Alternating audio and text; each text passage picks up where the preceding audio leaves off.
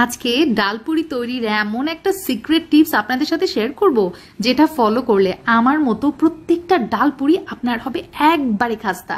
হোটেলে যেই সিক্রেট টিপসটা ফলো করে আজকের আমার রেসিপিতে সেই টিপসটাই আপনাদের সঙ্গে শেয়ার করতে যাচ্ছি। আর দেখতেই পাচ্ছেন আমার ডালপুরি কি পরিমাণ ক্রিস্পি হয়েছে আর কতটা খাস্তা।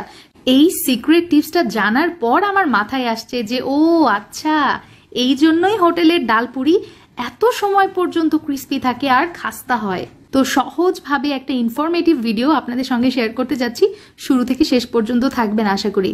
এখানে আমি মসুরের ডাল নিয়েছি, আধা ঘন্টা পানিতে ভিজিয়ে রেখেছিলাম। এখন এখানে হলুদের গুঁড়া 1/4 টিস্পুন, তার সাথে লাল মরিচের গুঁড়া ব্যবহার করছি 1/4 টিস্পুন, আরও লাগছে আমার লবণ, এখানে আমি 1/2 চা চামচ মতো ব্যবহার করেছি, আর তেল দিয়ে দিলাম 2 চা চামচ মতো। 2 কাপ পানি দিয়ে এটা আমি সিদ্ধ বসিয়ে দিচ্ছি, ততক্ষণ আমি নেক্সট প্রিপারেশনটা সেরে নিব।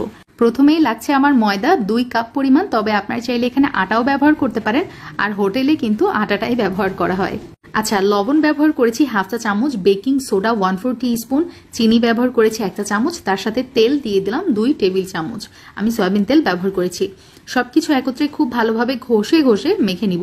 আচ্ছা, এখানে কিন্তু বেকিং সোডাটা না দিলেও হয়, তবে দিলে বেস্ট রেজাল্ট পাবেন। এখন রুম টেম্পারেচারে থাকা পানি আমি অল্প অল্প করে মিলিয়ে নিচ্ছি।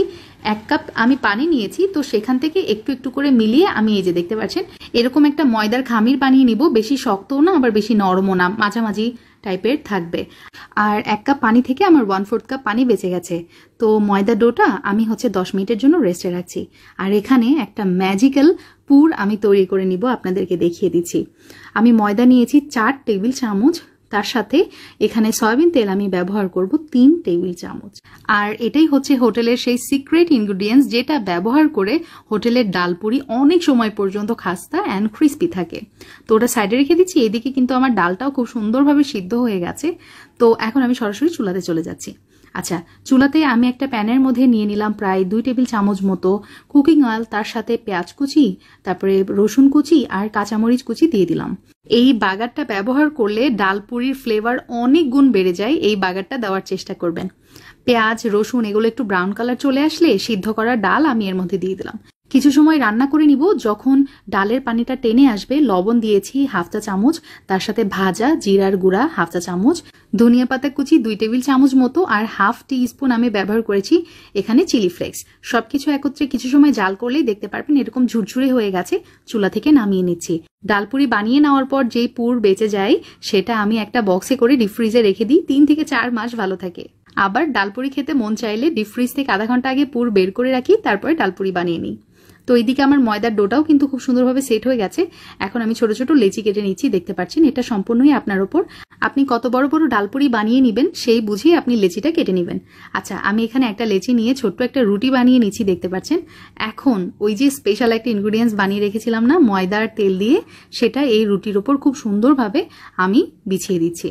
তারপরে যেটা করব, আমরা পরোটার যেভাবে ভাঁজ দিই সেইভাবে ভাঁজটা দিয়ে নিলাম। তো হয়ে গেছে। আমি আবারও আরেকটা আপনাদেরকে দেখিয়ে দিচ্ছি। তো আরেকটা লেচি নিয়ে আমি ছোট্ট একটা রুটি বানিয়ে নিয়েছি, এবং এই যে ম্যাজিক্যাল ইনগ্রেডিয়েন্টসটা একটু নিয়ে নিলাম, আর এই যে রুটির ওপরে খুব সুন্দরভাবে স্প্রেড করে দিচ্ছি, দেখতে পাচ্ছেন। চারিদিকে যেন খুব সুন্দরভাবে লেগে যায় সেই দিকে খেয়াল রাখবেন। তারপর একটু ট্যাপ করে নিয়ে এই যে দেখতে পাচ্ছেন আমি পরোটার যেভাবে ভাঁজ দেয় সেভাবেই ভাঁজ দিয়ে নিয়েছি। এটা অনেক ইজি, আমি জানি আপনারা একবার দেখলেই পেরে যাবেন। আর তারপরে ওই যেটা পরোটার মতো করে রেখেছিলাম সেটা একটু হাত দিয়ে চেপে চেপে বড় করে নিয়েছি। তার মধ্যে আমি প্রায় 1 থেকে 1.5 টেবিল চামচ মতো ডালের পুর ব্যবহার করেছি। তারপরে একটু চেপে চেপে বন্ধ করে নিলেই হয়ে গেল। আবারও আপনাদের সুবিধার জন্য আরেকটা দেখিয়ে দিচ্ছি। ওই যে হাত দিয়ে চেপে বড় করে নিয়েছি, তার মধ্যে পুর দিয়ে দিলাম। তারপরে দেখতে পাচ্ছেন মুখটা কিভাবে মুড়িয়ে নিচ্ছি। এই যে একটু সুন্দরভাবে ঘুরিয়ে চেপে চেপে বন্ধ করে রোল করে নিলেই হয়ে গেল। এখন তেমন আর কিছু কাজ নাই, মূল কাজগুলাই কমপ্লিট, মানে 80% কাজ অলমোস্ট আমাদের হয়েই গেছে ধরতে পারেন। আর এইটুকু যে শিখে ফেলবে সে ডালপুরির মাস্টার হয়ে গেছে বলতে পারেন। তো যাই হোক, এখন ওই যে পুর ভরা ডালপুরিগুলো আমরা বেলুনে দিয়ে বেলে নিচ্ছি। আর একটু মোটা করে বেলবেন, তা না হলে কিন্তু ডালপুরির যেই ভিতরের পুরটা সেটা কিন্তু বেরিয়ে যেতে পারে। এখন যেটা করব, আমি ডালপুরিগুলো ভাজতে চলে যাচ্ছি। চুলার মিডিয়াম টু লো হিটে আমি সবগুলো ডালপুরি ভেজে নিচ্ছি। আর দেখতেই পাচ্ছেন প্রত্যেকটা ডালপুরি আমার একদম মানে খুব সুন্দর করে ফুলেছে আর এতটা খাস্তা হয়েছে, মাশাআল্লাহ। আপনারা দেখে নিশ্চয়ই বুঝতে পারছেন। এক একটা ডালপুরি ভেজে নিতে আমার সময় লেগেছে 5 থেকে 6 মিনিটের মতো। একটু সময় নিয়ে ভেজে নিলে এই ডালপুরিগুলো অনেক ক্রিস্পি হয়।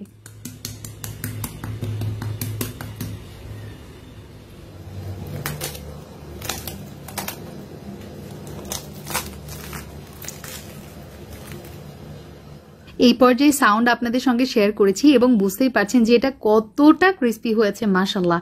আর ভিতরে তো ডালের পুরে ভরপুর। সবগুলো ডালপুরিরই সেম অবস্থা, সবগুলো ডালপুরি হয়েছে ক্রিস্পি এবং খাস্তা, দেখতেই পাচ্ছেন। আর আমি যেভাবে ডালপুরি খেয়ে থাকি আপনাদের সঙ্গে সেই পদ্ধতিটাও শেয়ার করছি। একটু শশা কুচি নিয়েছি, তার সাথে গোলমরিচের গুঁড়া সামান্য একটু, আর সামান্য একটু বিট লবণ, ব্যাস।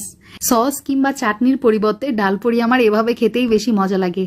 তো আজকের আমার রেসিপি ভালো লাগলে please give me a Thums up. আবার দেখা হবে। আসসালামু আলাইকুম।